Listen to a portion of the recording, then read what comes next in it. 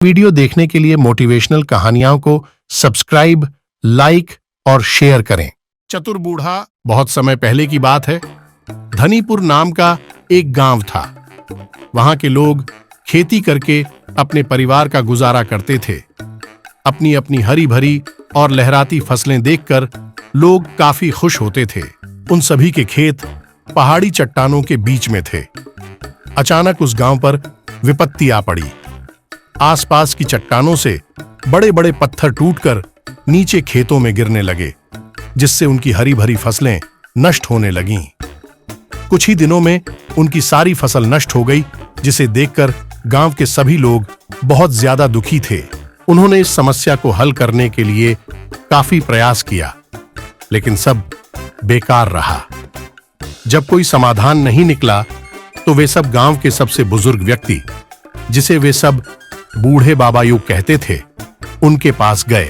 बूढ़े बाबा ने उनसे कहा, रुको रुको, एक एक करके अपनी समस्या बताओ।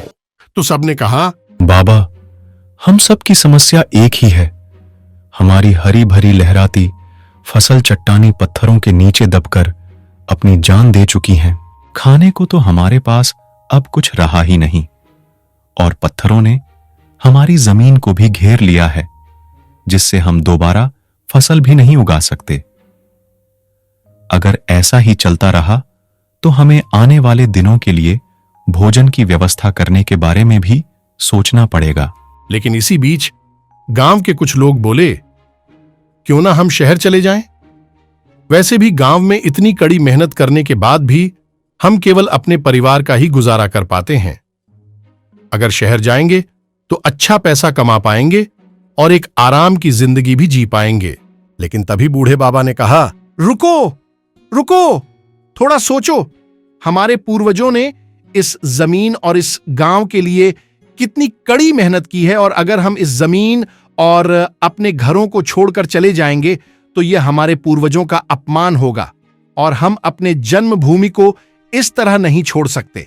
लेकिन बाबा, अगर हम यहां रहेंगे तो हमें खाना भी नसीब नहीं हो पाएगा। अगर भगवान ने मुंह दिया है तो भोजन भी जरूर नसीब होगा। कुछ देर सोचने के बाद बूढ़े बाबा ने कहा, क्यों ना हम इन पूर्वी दिशा के सभी पत्थरों को पश्चिमी दिशा में फेंक दें।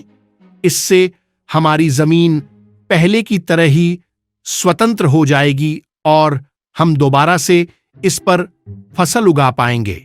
बूढ़े बाबा की बात सुनकर कुछ लोग सहमत हो गए, लेकिन कुछ लोग कहने लगे कि हमसे इतनी मेहनत नहीं हो पाएगी। लेकिन बाद में सब लोग मान गए और पूर्वी दिशा के सभी पत्थरों को एक एक करके पश्चिमी दिशा में फेंकने लगे। लगभग एक दिन में उन्होंने अपने खेतों को उन सभी पत्थरों के चंगुल से आजाद कर दिया। यह सब देख गांव के सभी लोग काफी प्रसन्न हुए। पूर्वी खेत ब्राह्मणों के थे और पश्चिमी जमीन पर शूद्र अपनी फसल उगाते थे। जब शूद्रों को पता चला कि उनकी जमीन पर ब्राह्मणों ने बड़े बड़े पत्थरों को फेंक दिया है, तो वो अत्यंत क्रोधित हुए और तुरंत ब्राह्मणों के पास जा पहुंचे। उन्होंने कहा, क्या तुमने इन सभी बड़े बड़े पत्थरों को हमारे खेतों में फेंका है? तुमने अपना उल्लू तो सीधा कर लिया, लेकिन हमारी फसल का क्या? ब्राह्मणों ने जवाब देते हुए कहा, हमने तो अपना काम कर दिया, अब तुम्हें जो ठीक लगे तुम करो। बूढ़े बाबा ने हल बताते हुए कहा, एक काम करो, तुम इन पत्थरों को पूरे खेत की बजाय खेत के कोने पर इकट्ठा कर दो। बाकी बची हुई जमीन पर तुम फसल उगा पाओगे।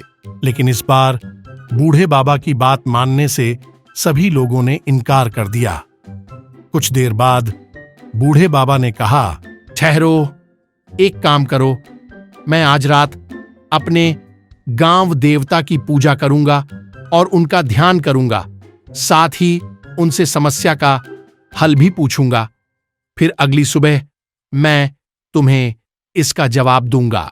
गांव के सभी लोग बूढ़े बाबा की बात से सहमत हुए और उन्होंने कहा कि गांव देवता जो भी कहेंगे हम उनके आदेश का पालन करेंगे। अगली सुबह बूढ़े बाबा के पास सभी लोग इकट्ठा हुए और अपनी समस्या का समाधान पूछने लगे। गांव देवता ने कहा है कि हमारे यहां की सबसे ऊंची चट्टान पर उनका एक विशाल मंदिर बनवाया जाए और साथ ही यह भी कहा है कि हम सबके घर उस मंदिर के आसपास ही होने चाहिए। गांव के सभी लोग इस बात से सहमत हुए और मंदिर बनवाने का काम शुरू दिए। सभी लोगों ने मिलजुल कर एक एक पत्थर को ऊपर चट्टान पर ले जाना शुरू कर दिया। कुछ ही दिनों में एक विशाल मंदिर और उसके आसपास घर भी बनकर तैयार हो गए। यह देखकर गांव के सभी लोग काफी खुश हुए। अब ब्राह्मण और शूद्र दोनों के खेतों से पत्थरों का नामो निशान भी मिट चुका था, क्योंकि सारे पत्थर मंदिर और घर बनाने में इस्तेमाल हो चुके थे। अब उनकी जमीन पहले की तरह स्वतंत्र हो चुकी थी और वे उस पर पहले की तरह फसल भी उगा सकते थे। अब उन्हें गांव छोड़कर जाने की भी कोई जरूरत नहीं थी। साथ ही चतुर बूढ़े बाबा ने अपने दिमाग का इस्तेमाल करके उन सभी लोगों की समस्या को भी सुलझा दिया। देखा ना मेरी बुद्धिमत्ता का कमाल। गांव में पहले की तरह ही खुशहाली और भाईचारा बन गया। वीडियो देखने के लिए मोटिवेशनल कहानियों को सब्सक्राइब, लाइक और शेयर करें।